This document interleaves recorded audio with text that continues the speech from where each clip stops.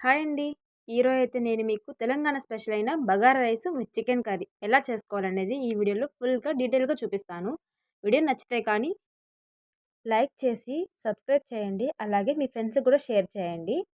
So, నేనైతే ఇక్కడ 750 gram chicken తీసుకున్నానండి. ముందుగా చికెన్‌ని క్లీన్ చేసుకోవాలి క్లియర్‌గా. ఎందుకంటే బయట షాప్స్‌లో ఎలా ఉంటుందో తెలీదు కదా అండి. ఫైనల్‌గా అయితే కొంచెం ఉప్పు, కొంచెం పసుపేసి కానీ మనం క్లీన్ చేసుకుంటే ఇంకా బావుంటుంది. ముందుగా అయితే ఆయిల్ హీట్ చేసుకోవాలి. నేనిక్కడైతే ఏమైతే చూపిస్తున్నానో అవన్నీ తీసుకోవాలి. నేనైతే ఇక్కడ 2 పచ్చిమిర్చి, 2 ఆనియన్స్, 2 టమాటాలు ఇవి తీసుకున్నానండి. ముందుగా అయితే పచ్చిమిర్చి వేసేయాలి. సో, తర్వాత ఆనియన్స్ కూడా మనం చేసుకోవాలి. అవి మగ్గేంత వరకు చూసుకొని వన్స్ మగ్గాక జింజర్ గార్లిక్ పేస్ట్ వేసుకోవాలండి. వన్స్ జింజర్ గార్లిక్ పేస్ట్ వేసుకున్నాక మంచిగా ఏయించాలి. ఎందుకంటే జింజర్ గార్లిక్ పేస్ట్ ఎంత మంచిగా వేగితే అంత మంచిగా స్మెల్ వస్తే అంత బావుంటుంది. ఆ తర్వాత టమాటాలు వేసుకొని బాగా మగ్గించాలి. వన్స్ టమాటాలు బాగా మగ్గాక మనము ఇందులోకి కొంచెం పసుపు యాడ్ చేసుకోవాలండి. వన్స్ పసుపు యాడ్ చేసుకున్నాక బాగా కలుపుకోవాలి. ఎన్ అప్ టు టమాటాలు బాగా అంటే బాగా జ్యూసీగా మగ్గిపోయేంత వరకు కలుపుకోవాలి. చూస్తున్నారు కదా! ఎలా నేను చేస్తున్నా అనేది. అప్ టు మనకి ఈ కన్సిస్టెన్సీ వచ్చేంత వరకు ఎంచుకోవాలి. తర్వాత చికెన్ యాడ్ చేసుకోవాలి. వన్స్ చికెన్ యాడ్ చేసుకున్నాక దీన్ని బాగా కలుపుకొని కొంచెం కొంచెం కాదు మీకు సరిపడేంత ఎంతైతే మీరు ఉప్పు తింటారు అన్న విధంగా అంత సాల్ట్ మనం మిక్స్ చేసుకోవాలి దీంట్లో. సో, ఎందుకంటే ఉడికేటప్పుడే మనం కొంచెం సాల్ట్ ఏసినప్పుడు ఆ పీసెస్‌కి సాల్ట్ బాగా పడుతది.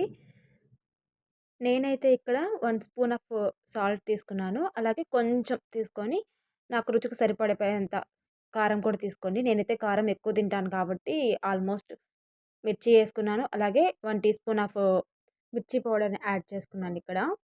సో, ఇప్పుడైతే మనము దీన్ని బాగా ఉడికేంత వరకు మూత పెట్టేసుకొని మీడియం ఫ్లేవర్‌లో ఉడికించుకోవాలి దీన్ని. సో, ఇది చికెన్ ఉడికేలోపు నేను మీకు బగారా రైస్ ఎలా చేయాలనేది ఇక్కడ చూపిచ్చేస్తాను. ముందుగా అయితే మనకి సరిపోయే పాన్ తీసుకోవాలి.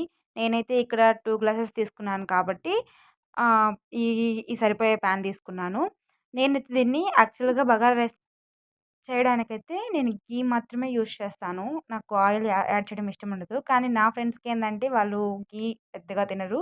సో, నేనేంటంటే ఇక్కడ నేను ఆయిల్ గూడా యాడ్ చేసుకుంటున్నాను. మీకిష్టం లేకపోతే మీరు ఘీ మాత్రమే యాడ్ చేసుకోండి చాలు. నేనైతే ఏమైతే చూపిస్తున్నానో ఇక్కడ బిర్యానీకి కావాల్సిన వస్తువులేమైతే ఉన్నాయో మనం అయన్నీ దీంట్లో గూడా యాడ్ చేసుకోవచ్చు. అలాగే 2 పచ్చిమిర్చి, ఆనియన్స్ నేను తీసుకున్నాను. సో, ఆనియన్స్ వన్స్ బాగా మగ్గేంత వరకు చూసుకోవాలి. మరి ఎక్కువగా ఏగాల్సిన అవసరం ఏం లేదు. ఎలాగంటే బిర్యానీకి మనం చేసుకుంటాం గదా! గోల్డెన్ కలర్ రావాలి. అలా అంత అవసరం ఏం లేదు. నార్మల్‌గా ఎగితే సరిపోతది బగారా రైస్‌కి. వన్స్ ఆనియన్స్ బాగా మగ్గాక దీంట్లోకి కొంచెం జింజర్ గార్లిక్ పేస్ట్ ఏసుకొని గూడా బాగా కలుపుకోవాలి. వన్స్ మగ్గాక దీంట్లో షాజీరా యాడ్ చేసుకోవాలండి. ఇది షాజీరా అండి దీంట్లో మెయిన్ ఇంగ్రీడియెంట్. మీరు షాజీరా లేకుండా దీన్నసలు మీరు బగారా రైస్ చేసుకోవాల్సిన అవసరమే లేదు. ఎందుకంటే అసలు ఇదే మెయిన్ ఇంగ్రీడియెంట్ కాబట్టి. ఈ షాజీరా బాగా మగ్గేలోపు మనం ఒకసారి చికెన్ చూసుకుందాము. ఎందుకంటే అడుగంటుతుందేమో అని చూసుకుంటా ఉండాలి మధ్య మధ్యలో ఒకసారి. సో, వన్స్ మనకి ఆనియన్స్ బాగా వేగాయి అనుకున్నప్పుడు మనము దీంట్లోకి వాటర్ యాడ్ చేసుకోవాలి. నేనైతే 2 గ్లాసెస్ ఆఫ్ రైస్ తీసుకున్నాను కాబట్టి నేను 4 గ్లాసెస్ ఆఫ్ వాటర్ తీసుకుంటున్నానండి. నేనిక్కడ బాస్మతి రైస్ యూజ్ చేస్తున్నాను. నేను గంట ముందుగానే బియ్యం నానబెట్టేసుకున్నాను నేను. సో, వన్స్ వాటర్ యాడ్ చేసుకున్నాక వాటర్ బాగా బాయిల్ అయ్యేంత వరకు మనము హీట్ చేసుకోవాలి. సో, ఈలోపేంటంటే చికెన్‌లో మనకేదన్నా వాటర్ కావాల్సుంటే వాటర్ యాడ్ చేసుకోవాలి. నేనైతే ఇక్కడ జస్ట్ ఒక టీ గ్లాస్ ఆఫ్ వాటరే యాడ్ చేసుకున్నాను. ఈలోపేంటంటే మనకి వాటర్ బాగా మగ్గేసాక మనం దీంట్లోకి రైస్ గూడా యాడ్ చేసేసుకోవాలి. వన్స్ మనం బియ్యం యాడ్ చేసుకున్నాక దీన్ని మంచిగా కలుపుకోవాలి కింద నుంచి. ఎందుకంటే వాటర్ మొత్తం కలిపితే కొంచెం బావుంటుంది.